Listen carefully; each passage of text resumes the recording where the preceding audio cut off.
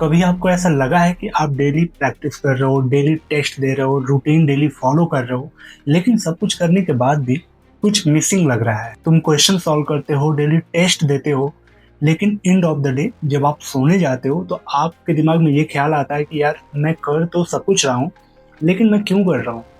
ये लाइन बहुत सिंपल है, लेकिन इस दर्द को वही एस्पिरेंट स्टूडेंट समझ सकता है जो एक गोल के चक्कर में अपने कई साल लगा दिया हो। जैसे कि मुझे यूपीएससी क्रैक करना, चाहे JEE NEET, state PCS, what, एक गोल के चक्कर में अपना पूरा कई सारे साल लगा दिया हो।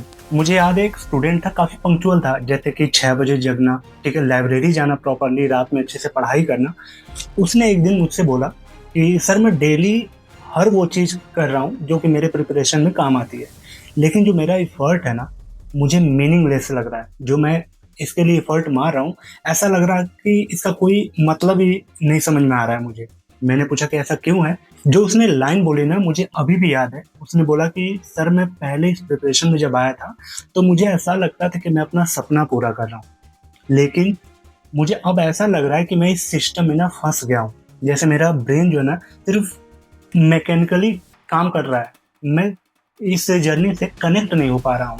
और ये बिल्कुल सच है, ऐसे बहुत से हजारों स्टूडेंट एस्पिरेंट हैं जिनका ये साइलेंट रियलिटी है, वो किसी से कह नहीं पाते। वो इफर्ट तो कर रहे हैं, लेकिन उनके अंदर का जो कनेक्शन है ना उस प्रिपरेशन को लेके, उस जर्नी को लेके, वही डिसकनेक्ट हो गया है।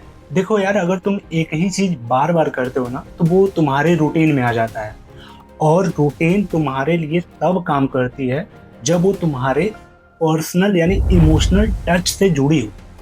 ठीक है, अगर रूटीन तुम्हारे इमोशनल टच से कट हो जाती है ना तो वो रूटीन तुम्हारे लिए बर्डन हो जाती है, बोझ बन जाती है।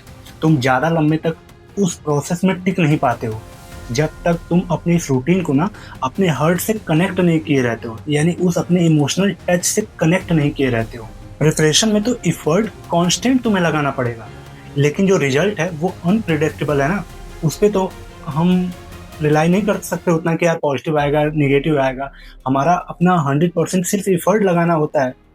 तो प्रिपरेशन में तो हम कांस्टेंट अपना एफर्ट लगाते रहेंगे, लेकिन जो रिजल्ट है वो अनप्रिडिक्टेबल है। और ये जो दोनों कॉम्बिनेशन है ना, कि कंटिन्यू आप एफर्ट मार रहे हो और रिजल्ट अनप्रिडिक्टेबल है, तो इन दोनों कॉम्बिनेशन से ना, इनके कॉम्बिनेशन से ना एक स्टूडेंट कंफ्यूज हो जाता है, अपने ही स्ट्रेंथ पे उसे डाउट होने लगता है।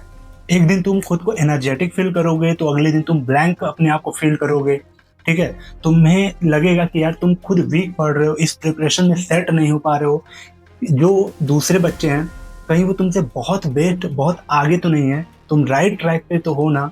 ठीक है, ऐसे बहुत सारे सेल्फ डाउट तुम्हें क्रिएट होने लगेंगे। लेकिन ये बिल्कुल सच नहीं है। जो तुम्हारा माइंड है ना, मीनिंगफुल इफर्ट ना होने की वजह से वो सिर्फ मैकेनिकली काम कर रहा है इस प्रोसेस में, वो कनेक्ट नहीं है तुम्हारे इस जर्नी से।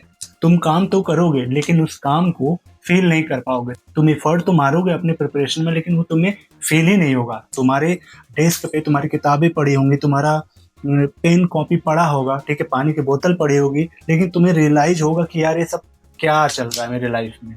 ठीक है, एक फेज ऐसा आ जाएगा तुम्हारे पास, तुम कनेक्ट ही नहीं कर पाओगे उस अपने इन्वायरमेंट को। क्यों? क्योंकि तुम ऑलरेडी अपने आप से डिसकनेक्ट हो। देखो, जब तुम अपनी जर्नी को स्टार्ट किए रहते हो ना, तो तुम्हें आईएएस बनना रहता है, तुम्हें डीएम एसडीएम जो भी तुम्हारी पोस्ट हो ये बनना रहता है। लेकिन इस तुम्हारे प्रिपरेशन में, इस तुम्हारे जर्नी में टेस्ट जुड़ जाता है, मार्क्स जुड़ जाते हैं, रैंक उसमें घुस जाता है, जिनकी वजह से जो तुम्हारा स्ट्रॉन्ग वाई था कि तुमने क्यों स्टार्ट किया था, वही छुप जाता है। सबसे पहले तो ये है, ठीक है, इस पूरे प्रिपरेशन में। तो भाई तुम्हारा एफर्ट जो है ना तभी तक वैल्यूएबल है जब तक वो तुम्हारे वॉइस से कनेक्टेड है। यानी तुमने क्यों स्टार्ट किया था, जब तक उससे तुम्हारा एफर्ट कनेक्ट नहीं होगा तो ये सिर्फ और सिर्फ एक रिपीटेशन मोड बन जाएगा तुम्हारे लिए। ठीक है, तुम डेली एफर्ट मारोगे, तुम डेली वही किताब पढ़ोगे, पढ़े जा रहे हो, कनेक्ट नहीं हो पा रहे हो, तो एक रिपीटेशन मोड बन जाएगा सिर्फ तुम्हारे लिए। कोई उसका मीनिंग निकल के नहीं आएगा तुम्हारे उस काम का।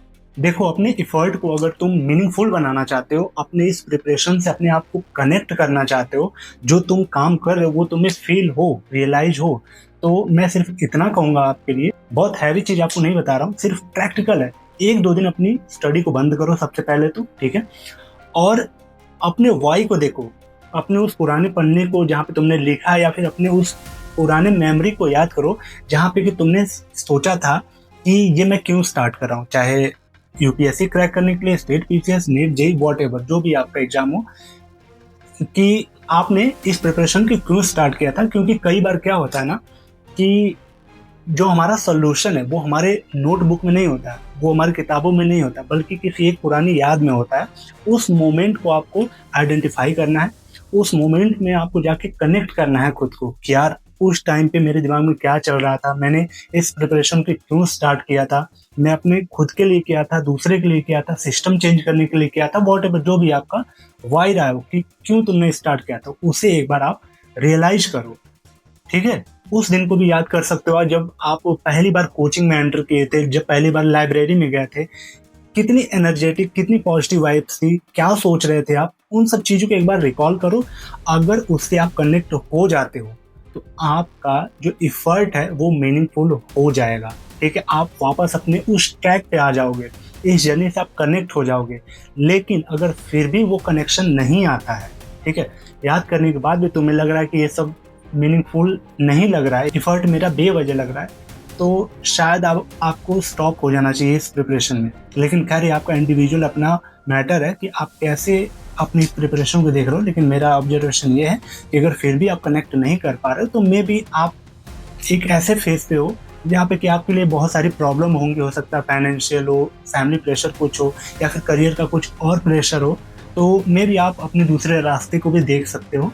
एक ही गोल के पीछे कई साल बर्बाद करने से अच्छा है कि आप अपने रास्ते भी चेंज करके देख सकते हो।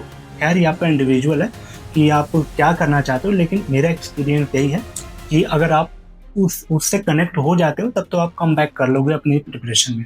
ठीक है, तो आप कमेंट करके ज़रूर बताना क्या आपके भी लाइफ में ये फेस आया था कि जब आपका जो इफर्ट है एकदम मीनिंगलेस हो गया हो, आप पढ़ तो रहे हो लेकिन उससे कनेक्ट नहीं हो पा रहे हो, सारी चीज़ आप कर रहे हो, लेकिन फिर भी एंड ऑफ द डे जब सोने जाते हो तो ऐसा लगता है कि यार मैं सब कुछ कर रहा हूँ लेकिन क्यों कर रहा हूँ, ठीक है, क्यों नहीं हो पा रहा है मुझसे।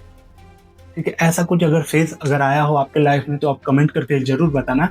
ये था डे 3 हमारे series 21 shades of an aspirant mind का, जो कि मैंने पिछले 3 साल में जितने भी अपने एक्सपीरियंस है टीचर टॉपर कैंडिडेट के बीच में, उनकी इमोशन का ये निचोड़ आप तक मैं डिलीवर कर रहा हूँ। तो आप इस सीरीज से जुड़ के रहना और चैनल को सब्सक्राइब और इस वीडियो को लाइक करके रखना, आपके लिए काफ़ी हेल्पफुल ये सीरीज होने वाली है। ठीक है, तो चलिए मिलते हैं कल डे 4 में। तब तक के लिए thank you so much and bye bye.